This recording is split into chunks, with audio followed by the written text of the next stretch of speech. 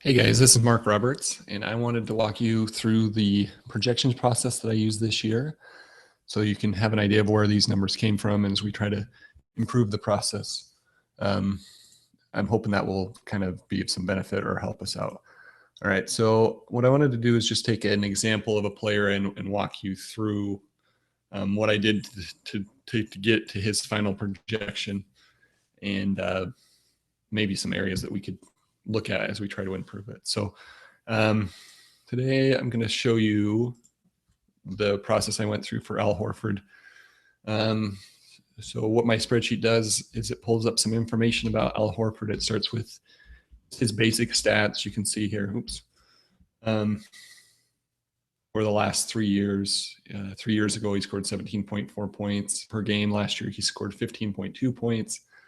Really, all I use this for is as a reference. And I spend most of my time looking at is his historical performance on a per possession basis. You can see 3 years ago, he scored 24.2 points per 100 possessions, and then 28.5, and then 25.5.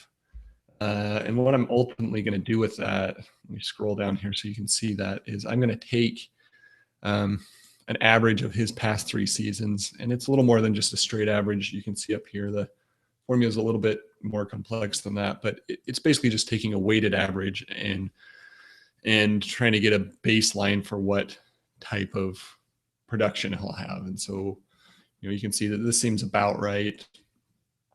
25.7 points based on the 3 historical seasons he's had.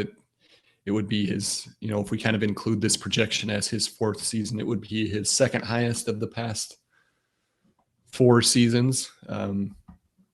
But it wouldn't be quite as high as this one high of the 4 seasons. So you can see for an averaging, it works about right. Same thing for the rebounds and the assists. Anyway, it's got a full average baseline for this player. And the next step to try to improve that is to look at players that are similar to Al Horford at similar points in their career. What happened the next season to them? So let me just show you the list of players who were similar to him. And you may agree with these or may not agree with these, but the truth is that on a per possession basis, they had very similar stats. So Chris Bosh in 2012, Danny Manning in 1994, Wayman Tisdale, Kenyon Martin, Al Jefferson. So what I do is kind of take a composite of what happened to all of these guys the next season and look at if that was an improvement or a regression, basically. So you can see that here on the trend of similar players. This group on average got about the right way to read this is they got about 2% worse at points per game, at points per possession, I should say. But on blocks, they got about 7% better. They shot some more 3-pointers. They got fewer offensive rebounds. And maybe, as you think about Horford's age, that makes a little bit of sense.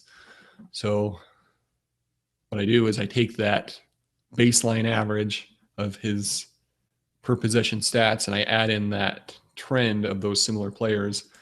So again, we have that 25.7 points per 100 possessions. We add in the 2% reduction because of the performance of similar players, and we get to 25.1 points per 100 possessions. The last component of this is to take this from per 100 possessions to actual per game stats. And so that's kind of what this middle section here that I've been scrolling back and forth past is. Shows the rotation, gives me a reference of the rotation that the coach has used for as many seasons as he's been on the team. So Budenholzer's been there for 2 years. I can see the rotation that he's used both years and sort of what an average is. I can also see what Horford's minutes per game have looked like over time. Sort of what the coach usually gives a starter on average and a reserve on average. And I came up with just a rough estimate here of 31.5, and I sort of refined that a little bit later. And then I give him a games projection. You can see his historical averages would suggest maybe he would be around 68, and similar players go down a little bit. I actually put him at 72 just kind of based off the fact that he was at 74 one season, 76 one season. He did have a bad season, so there is some risk there, but I'm not going to, I just don't feel like putting him as low as like 63, 64 is going to be good. So I bumped him up to 72. And that gives us a projection per game. You can see it's sort of in line with his season. Last season, we got him at 15.5 points per game. Last season, he was at 15.2. 7.8 rebounds. Last season, he was at 7.2. So our projection has him having a slightly more productive season, perhaps just because of a few more minutes. And maybe that's not fair. And I think that's maybe the area that we can improve these projections. But anyway, let me just show you the rest of what happens. So after I do all this process for each player, I go through each guy on the team. So in this case, I would go through each guy on the Hawks. And after I did their projection, I would hit this button and finalize it, and it would save what I've done. Then I move over and look at the team, look at things in a team from a team perspective. So you can see this box of the historical coaches rotation. And my goal here is to balance the minutes so that we have a realistic number of minutes per team. We don't want our projections to reflect one team playing 60 minutes per game and one team playing 25 minutes per game. This projection has each team playing 5 guys 48 minutes per game.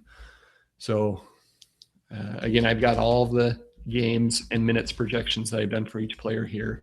And my goal is to come over to this part and make adjustments until my projected minutes per game is at 19,680, which is 82 games times 5 players times 48 minutes per game. So like if I wanted to adjust this projection to 33 minutes, we would be 36 minutes over. I don't want to do that. I've already balanced it here. So we're at 19,680 minutes for the team. And the last thing that I do is look at sort of the composite stats on a team-by-team basis. So what that means is I've got projected for the Hawks 8,573 points for the season. And that would have ranked 4th last season in the NBA. In actuality, last season, the Hawks ranked 11th with 8,400 points. So I've got them going up slightly in points. Maybe that makes some sense with Carroll leaving and being replaced by somebody like Tim Hardaway who scores a bit more. But you can see that reflected also in their field goal percentage is coming down a little bit. Their ranking last year was 4th and now they're 8th. To be honest, I don't spend a lot of time here. I just try to make sure there is nothing crazy going on. They're at 8,500 points, which is a little over 100 per game. That seems about right. But if they were at, say, 10,000 points per game, that's when I would want to start making adjustments. Or if they were at 6,000 total points, maybe that averages out to, I don't know, 80 or 75 or whatever it is. I'm going to say, yeah, an NBA team is going to actually score more points than that. So maybe we need to go back and make some adjustments. So I've done that for each team. You can kind of see as we look through the teams, here's Denver's team by team or team projection, and you can see their balance right at 19,680 minutes. So all these teams, all these players are balanced right at that minutes threshold, and their projections either match up or don't. Their projections as a team kind of fall in line generally with what they've had, recognizing there are some differences year to year with rosters and that sort of thing. So anyway, that's how the projections got put together. And so the rankings from here are just math. We're looking at those projections for each player and assigning it a value. And so it doesn't make a lot of sense to say, hey, this guy he's ranked 7th overall, that's too high, or he's ranked 20th, that's too low.